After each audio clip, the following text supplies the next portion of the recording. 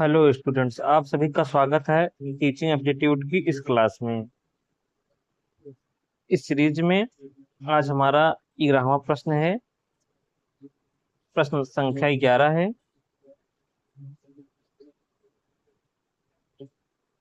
छात्रों में किसका विकास आपकी दृष्टि में सबसे महत्वपूर्ण है?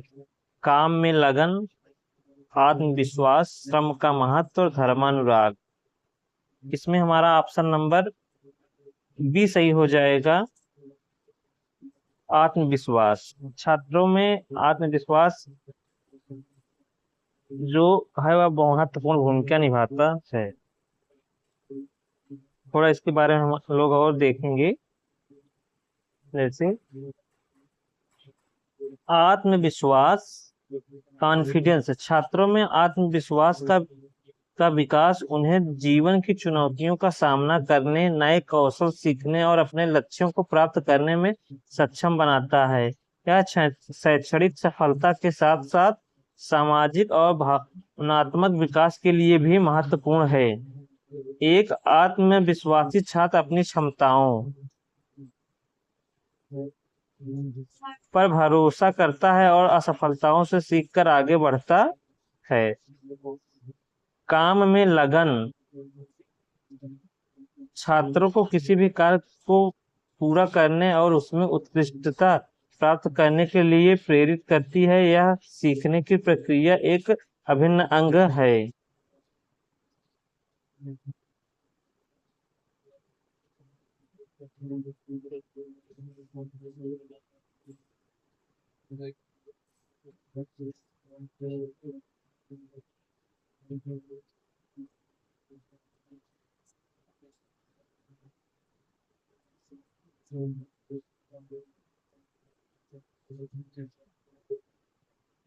श्रम का महत्व, इम्पोर्टेंस ऑफ लेबर। यह छात्रों को कड़ी मेहनत के मूल्य और उसके परिणामों को समझने में मदद करता है। धर्मानुराग। यह छात्रों के नैतिक और आध्यात्मिक विकास से संबंधित है, जो एक संतुलित व्यक्ति के लिए सहायक हो सकता है, लेकिन यह सीधे तौर पर शैक्षणिक और व्यावहारिक सफलता से जुड़ा नहीं है।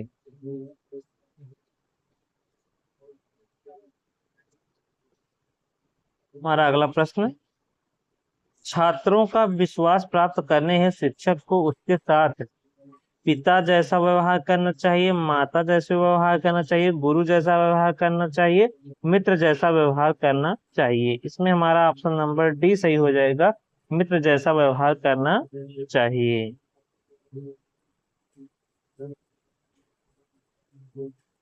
मित्र जैसा व्यवहार। छात्रों का विश्वास जीतने के लिए शिक्षक का मित्रवत व्यवहार अत्यंत महत्वपूर्ण है। यह छात्रों को सुरक्षित, समझने योग्य और सहायता वातावरण प्राप्त प्रदान करता है, जहां वे बिना डर के अपने विचारों और समस्याओं को साझा कर सकते हैं। मित्रवत व्यवहार से छात्र शिक्षक के करीब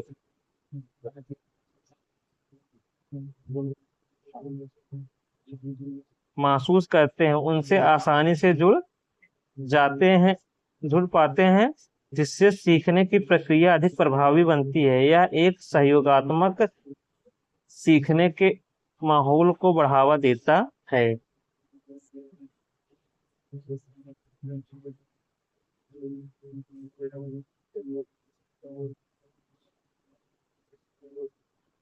गुरु जैसा व्यवहार। गुरु की भूमिका ज्ञान देने और मार्गदर्शन करने की होती है, लेकिन केवल गुरु जैसा व्यवहार कभी कभी छात्रों के लिए दूरी बना सकता है। हमारा अगला प्रश्न है, कक्षा शिक्षण में विद्यार्थी तब तक ध्यान केंद्रित नहीं करेंगे जब तक उनमें जिज्ञासा पैदा नहीं की जाएगी, उनमें कड़ा अनुशासन नहीं होगा, उनसे प्रश्न नहीं पूछे जाएंगे, श्याम पट्ट का प्रयोग नहीं किया जाएगा। इसमें हमारा ऑप्शन नंबर ए सही हो जाएगा, उनमें जिज्ञासा पैदा नहीं की जाएगी।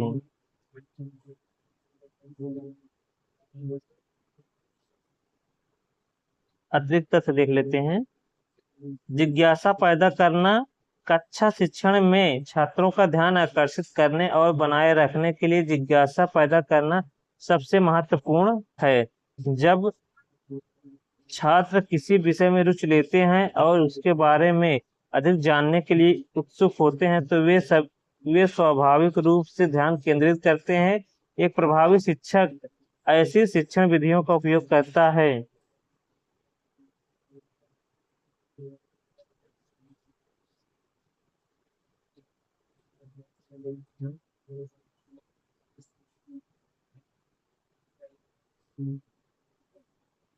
जो छात्रों के मन में प्रश्न और जानने की इच्छा पैदा करती है। कड़ा अनुशासन। अत्यधिक कड़ा अनुशासन अस्थायी रूप से ध्यान केंद्रित करवा सकता है, लेकिन यह आंतरिक प्रेरणा या वास्तविक रुचि पैदा नहीं करता। यह छात्रों में भय पैदा कर सकता है। प्रश्न पूछना।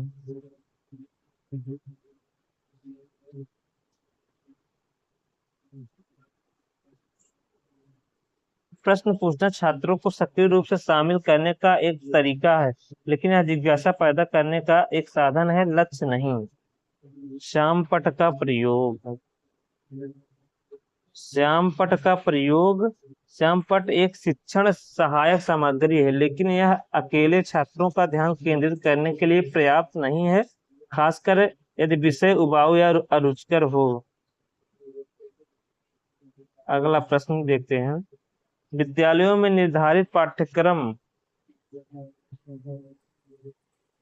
द्वारा शिक्षा की व्यवस्था इसलिए की जाती है कि इससे विद्यार्थी ऑप्शन ए सुरक्षा बढ़े, देखभाल ठीक से हो सके, जानकारी और कुशलता बढ़े, प्रतिष्ठा बढ़े।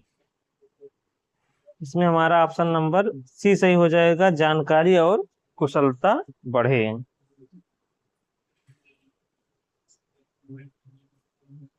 जानकारी और कुशलता बढ़े। विद्यालयों में निर्धारित पाठ्यक्रम का मुख्य उद्देश्य छात्रों की जानकारी और कुशलता को बढ़ाना है। पाठ्यक्रम एक संरचित रूपरेखा प्रदान करता है जो यह सुनिश्चित करता है कि छात्रों को एक विशेष क्षेत्र में आवश्यक ज्ञान और कौशल प्राप्त हो।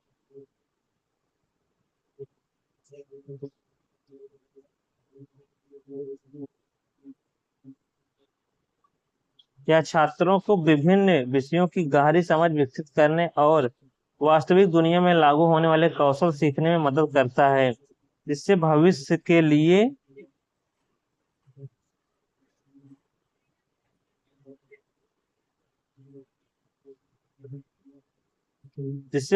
के लिए तैयार होते हैं।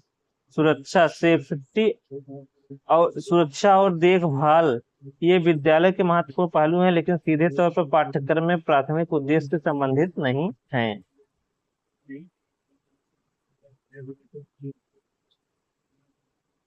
प्रतिष्ठा। प्रतिष्ठा किसी विद्यालय या छात्र के लिए एक परिणाम हो सकती है, लेकिन यह पाठ्यक्रम निर्धारण का प्राथमिक लक्ष्य नहीं है। हमारा अगला प्रश्न है। शारीरिक विकलांग छात्र के लिए विद्यालय में आवश्यक है कि कक्षा तथा शौचालय प्रवेश की उचित सुविधा हो, उसके भोजन व आवास की उचित व्यवस्था हो, निःशुल्क शिक्षा की व्यवस्था हो, आवश्यक उपकरण की व्यवस्था हो। इसमें हमारा ऑप्शन नंबर ए सही हो जाएगा, कक्षा तथा शौचालय प्रवेश की उचित सुविधा हो।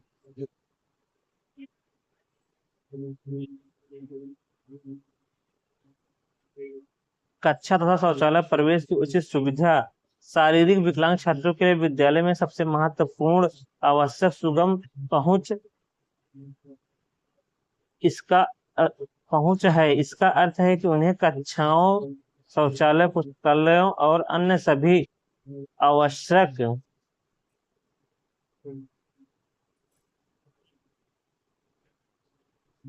सुविधाओं तक आसानी से पहुंचने की सुविधा होनी चाहिए। इससे रैंप, लिफ्ट, विशेष रूप से डिजाइन किए गए शौचालय और बाधा मुक्त रास्ते शामिल हैं। यह सुनिश्चित करना उसकी गरिमा और स्वतंत्रता के लिए आवश्यक है, जिससे वे सामान्य छात्रों की तरह ही विद्यालय के वातावरण में भाग ले सकें।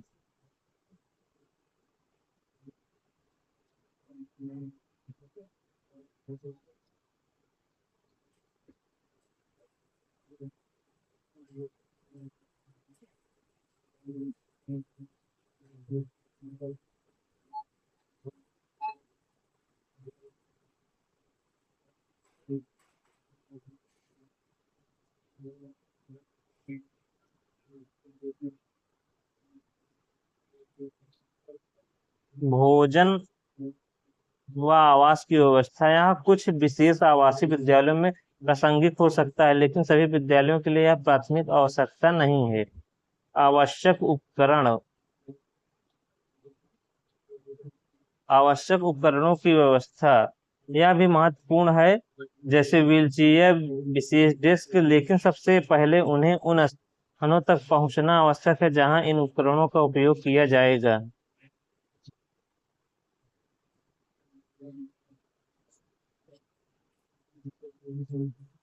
एक छात्र जो अन्य विषयों में अच्छा है और गणित में कमजोर है, कि गणित में सुधार लाने के लिए आपको क्या करना चाहिए।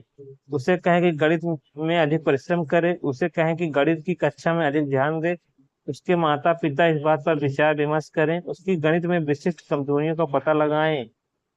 इसमें हमारा ऑप्शन नंबर डी सही हो जाएगा। उसकी गणित में विशिष्ट कमजोरियों का पता लगाएं। उसकी गणित में विशिष्ट कमजोरियों को पता लगाएं। एक छात्र की गणित में सुधार के लिए सबसे प्रभावी तरीका उसकी विशिष्ट कमजोरियों का निदान करना है। यदि एक छात्र अन्य विषय में अच्छा है लेकिन गणित में कमजोर है, तो इसका मतलब यह हो सकता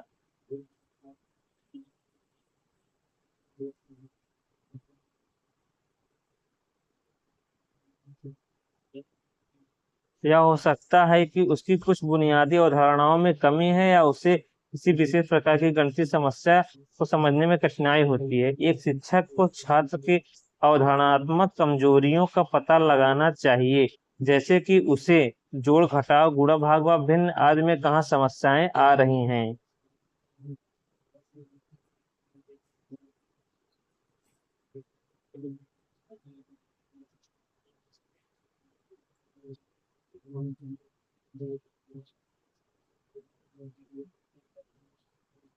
एक बार कमजोरियों को पता चल जाने पर उस शिक्षक व्यक्तिगत उपचारात्मक शिक्षण प्रदान कर सकता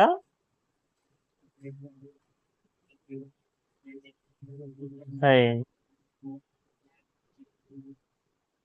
माता पिता से विचार विमर्श करना, यह महत्वपूर्ण है, लेकिन यह तभी जब प्रभावी होगा जब शिक्षक को छात्र की कमजोरियों की स्पष्ट जानकारी होगी।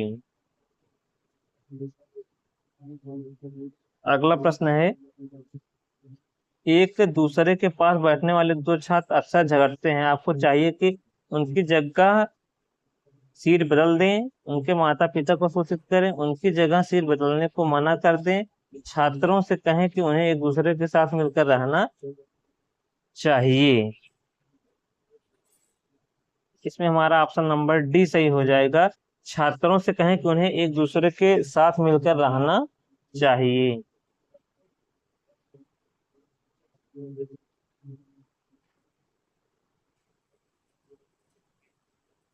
उनकी जगह सीट बदल दें, जब दो छात्र अक्सर झगड़ते हैं तो सबसे पहला और सबसे व्यवहारिक कदम उनकी बैठने की जगह को बदलना होता है, तथा सीधे तौर पर उनके बीच की निकटता को कम करता है, जिससे संघर्ष की संभावनाएं कम हो जाती हैं। यह एक त्वरित और प्रभावी समाधान है जो तो सीखने के माहौल में शांति बनाए रखने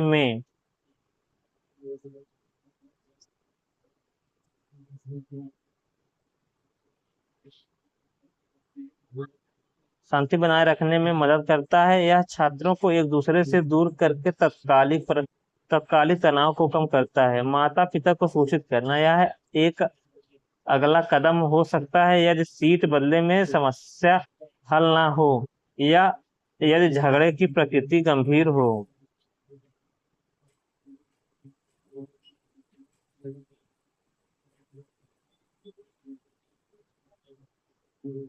जगह बदलने को मना करना, यह समस्याओं का हल करने में मदद नहीं करेगा, यह संभवतः स्थिति और खराब कर देगा। मिलकर रहने को कहना, यह एक अच्छा उपदेश है, लेकिन अक्सर झगड़ने वाले छात्र के लिए तत्काल समाधान प्रदान नहीं करता। उन्हें यह नहीं पता होगा कि मिलकर कैसे रहें। अगला प्रश्न है, यदि कक्षा में कोई छात्र आपसे दुर्व्यवहार करता है तो आप क्या करेंगे? कक्षा में उन्मुख वातावरण रखेंगे, प्रचार से उनके निष्कासन की संस्तुति करेंगे, तुरंत सजा देंगे, कारणों का पता लगाकर उपचारात्मक कदम उठाएंगे, अभिभावक को सूचित करेंगे। इसमें हमारा ऑप्शन नंबर डी सही हो जाएगा।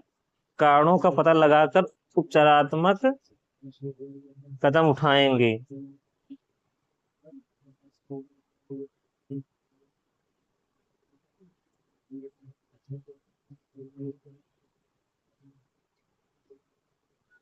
कारणों का पता लगाकर उपचारात्मक कदम उठाएंगे। जब कोई छात्र कक्षा में दुर्व्यवहार करता है तो सबसे प्रभावी और बाल केंद्रित दृष्टिकोण उसके दुर्व्यवहार के पीछे के कारण का पता लगाना और फिर उपचारात्मक कदम उठाना है। दुर्व्यवहार अक्सर किसी अंतर्निहित समस्या का संकेत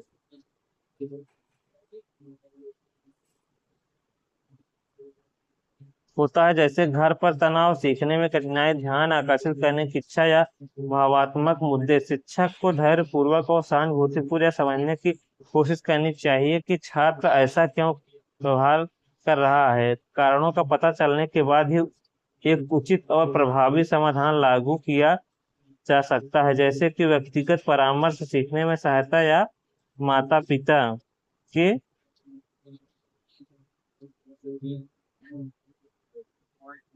के साथ संवाद, माता पिता के साथ संवाद।